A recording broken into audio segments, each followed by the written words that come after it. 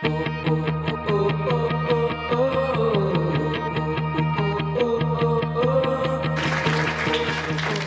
you, Colin. See, I spent a lot of my life, my career, trying to make myself and WCCO Radio and TV the place that you come to for sports. And I spend unending hours trying to cover sports so that you will turn to us when you want to know about sports. And I have another passion of mine that has coincided, that's gone hand in hand throughout my career. I love clothes. I got a room full of suits, and I'm wearing my best suit today. And there's something subliminal about this, because I went to Hamlin and I got Bethel colors on. And unbeknownst to me, I know I've arrived as a dresser because we didn't coordinate this, and Johnny and I both got the same tie and the pocket hanky, right? Yes, sir. If I'm in Johnny's class. So those two things I thought were pretty important in my career. And if I were to die today and they had a tombstone that simply talked about my professional life, it'd be one sentence, I think. It would say, "Here lies Mike Max. He covered the riots and the civil unrest in 2020. See, I thought that I was in this business to cover sports. I thought that I was in this business to make sure that I gave a good impression, I built this brand. And then one night, just a little over a year ago, somebody tapped me on the shoulder and said, "You need to get to Washington and 35W because they're shutting down the freeway there with a protest." See, the night before, they'd burned down the 3rd precinct, and I was at home watching it after the news, and I kept having the same question as I watched this landmark, this beacon of safety burn. I said, "We're not hearing from anybody out there. What are they thinking? Why are they doing this?" And so the next day I came into work, and I said to my news director, I said, "I just want you to know," because remember, this was during COVID, there's no sports going on, we're just doing features. I said, "If you ever need me to go out on the street, I'm there for you. If you ever need me to go out and cover any of this, I will go. You can call me anytime, I'm in." And she said, "Thank you for that. I hope we never need you." That night at 9:45, while we were sitting in the newsroom preparing for the news, she came walking out of her office and she said, "Come on over here. They're just shut down 35. Can you get over there with the news crew?" And I grabbed the cameraman and I went out there. We had no idea what we were going to see. And we got out there right off of 35W. They shut down the freeway. They were burning something on the freeway. And a semi came by and they jumped on the semi and they threw all the stuff off of it in the back. And I'm sitting there and I'm looking, I'm saying, why are they doing this? And I started to ask those questions to the people. And they started to give me answers that I didn't expect. They started to tell me about this was their chance to make their statement. They started to tell me about the I Can't Breathe. They started to tell me about police suppression, yeah. But what they're really telling me that I didn't get, that I thought I got because I've been involved in the hospitality house. I've covered inner city sports for many, many years. I know the inner city. But I didn't know the inner city. I knew the banquet every year that we did. I knew the athletes that I went and covered and the coaches, but I didn't know how people felt in the inner city until that night, and they started to explain to me. And they talk about being pulled over and having a gun to their head. I said, I've been pulled over several times. I never have that fear. They said, when we get pulled over, we think we're going to jail. And when you hear the story time and time again, you say there's something here. See, the person that tapped me on the shoulder was my news director. The person that really tapped me on the shoulder was God. Because he wanted me out there. He wanted me to see this. He wanted me to feel this. And what he was telling me was, you don't get it. And I'm going to introduce you to it. And you're going to learn this isn't about police suppression. This is about suppression of hope. This is about a belief that you can't get what you want because that ceiling's too low. That's what this is about, and I'm going to put you right in front of it. And we went from that 35W, we went over to Lake Street, and I saw this group of men, and they're beating with baseball bats on an ATM machine. And we went around back, and I got tear gassed, and I said, there's no law enforcement here. I don't know what we're going to do. And I looked behind me, and silently, here they came. In step, the police officers, the Hennepin County Sheriff's Department. From all over they came, and they're walking in step, silently. And they're walking right towards the smoke and right towards the fire on Lake Street. And they were doing their jobs, putting themselves in harm's way. And I remember looking back there, and I still get chills when I think about it, and I thought, oh my God, we are safe. Because this just wasn't about the people from the inner city. This was about getting to observe law enforcement officials at their very best. As they were baited, incited, told that what the people would walk up to them right in their face because they knew they couldn't do anything. And they'd tell them how little they thought of them in no uncertain words. And I watched those law enforcement, and they were like the Buckingham Palace Guard, man. They didn't move. They just did their jobs. And that tap on the shoulder from God reminded me that this is really a complicated situation. And so I said, what can I do about this? And so since those days, every day I've made a commitment that I'm going to try to engage, talk to somebody from the inner city, someone from the African American community, at least one person every day. And so by having my antenna up, every day I reach out. I don't reach out, call them up. I don't call up Johnny and say, hey, I've got to meet my quota today. I got to talk to an African American. I'm telling him, I just do it when I see people and I see the opportunity. So I meet this guy by the name of Johnny Chapman one day, and we're sitting in this area, and we start talking. I wouldn't have engaged him in conversation had I not made this commitment, and we start talking. He's 60 years old. He moved here from Chicago. 5 years ago, his great niece, who lives in Gary, Indiana, came with 4 kids to visit. They were going through tough times. They left Minnesota, they went back to Gary, Indiana. Her oldest, 9 years old, called him. When they got back to Gary, Indiana, he said, Johnny, is there any way that I can come and live with you? Is there any way that I can come to Minnesota and live with you? Johnny's 60 years old. He and his wife brought that young man back to Hopkins, Minnesota. His name was Devion. They found out something when he got there at age 9. He didn't know how to read because he'd never been to school. And this athletic, good-looking kid had lots of fears and trepidation, so he took him under his wing, Uncle Johnny did, and they got him a tutor. And his wife worked with him, and they got him into the school system. And now he's going to be a freshman in high school at Hopkins, and his future is bright because somebody took an interest in him. Because somebody cared. Now, I never would have had that opportunity had I not made that commitment. And I invite you today to do the same thing. Because there's so much I did not know, but God tapped me on the shoulder and said, you got to learn, man. You don't know what you think you know. And we got to Sunday of those riots, and it was a beautiful day. And now we had sustained, I thought, the worst of it. They'd burned down the 3rd precinct. Lake Street got torn apart.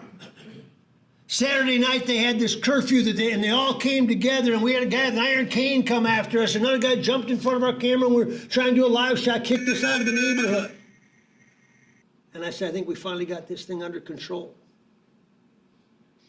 And a semi-truck came down 35W in the middle of the afternoon. And to this day, when I watch the video that we've all seen, I swear somebody's going to get hit and killed, even though I've seen it 20 times. And so now the place is in chaos again down by US Bank Stadium, and we're down there. And they're showing me the text because they've stole his cell phone, and they want justice, and they want it now, and we work our way over to 35W, and the people are marching, they've shut it down again. And I look on every side, and there's law enforcement officials, and they're just slowly walking towards it. And all these protesters are there. And they force them up to the parking lot at Bobby and Steve's Auto World. And again, we got tear gas, and the rubber bullets are flying. At one point in time, we're in a little garage next to the car wash doing a live report, and there's two protesters hiding right by us. And you're feeling like, I don't know what's going on, but let's just stay cool. We're all in this together. And they arrested 150 people that day in the parking lot for violation of curfew. And while we sat there, and the hours went on, and the adrenaline subsided, I noticed something. Each person that was arrested had an arresting officer next to them, and they were all waiting to get booked, and this was going to take a long time. And I sat there and I watched, and I noticed something I thought I'd never see. The people that were being arrested were engaged in great conversations with the police officers that had arrested them. And I saw people laughing and smiling and telling stories to each other. And finally, I said, we got to talk to somebody about this. So I got the camera out there, and I went to one of the people that had been arrested, and I asked him about it, with the officer right behind him. And I'll never forget, he said, look, he and I are not enemies. He and I want the same thing in life. He and I have families that we want to be productive, and we want to live a good life. We might have different ideas sometime as to how we get there. But this police officer and I are a lot alike. And that interview went viral, and 3 million people watched it over the next 2 weeks. Because what I learned, what God tapped me on the shoulder that he wanted me to see, was that in all of our differences, we're really a lot alike. See, I get this thing from the suburbs, from the people in the suburbs since that day, since those riots, since that unrest. They say, we got to solve this thing. And they say it as if you flip a light switch. They say it as if we can just all come together if we legislate it, if we come up with the right bill, if we come up with the right slogan. I will assure you of this, in our lifetimes, we are not going to see racial equality. But that's not the point. The point is, what are we doing to move the ball forward?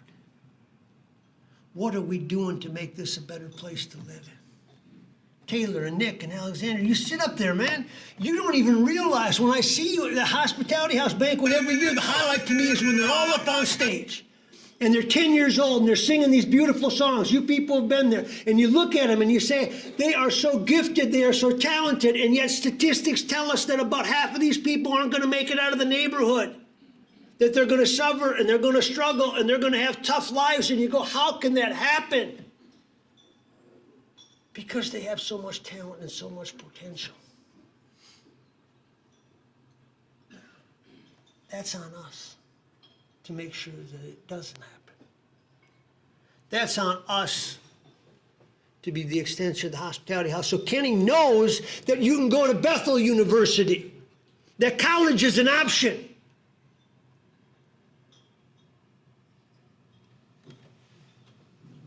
A few days after the riots, we were in St. Paul, the Midway area, and there was a faith-based march. And we went over there to cover it, and it was different denominations. And while we stood there waiting for the march to start, independent of each other, 3 different people came up to talk to me. They had something in common. All 3 were ministers. All 3 were African American. All 3 were in the inner city. And all 3 were female. Now, I grew up in Gaylord, Minnesota. There was an African American in the town. We did not have a lot in common. All 3 of them came to me with the same message. They said, I just want you to know, the other night when I was watching you out there on the street, we stopped and my family prayed for you. All 3 of them, independent of each other, came up to me to tell me that they were praying for me when they saw me on the street, that I'd be safe.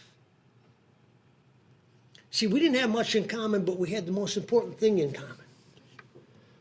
We shared a faith in Jesus Christ. See, and these were, and a lady named Elaine just gave me this. She said, I want you to have this. This is an angel for you. And I want you to carry this with you to take care of you, to protect you.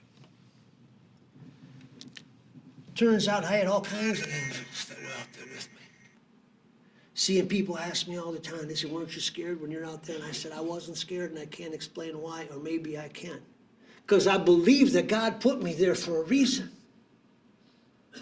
And at the time, I thought it was so that we could win the ratings war, so that we could have the most viewers during that period of time during a breaking story, or we could win awards, or it would heighten my career. That's at the time what I was thinking.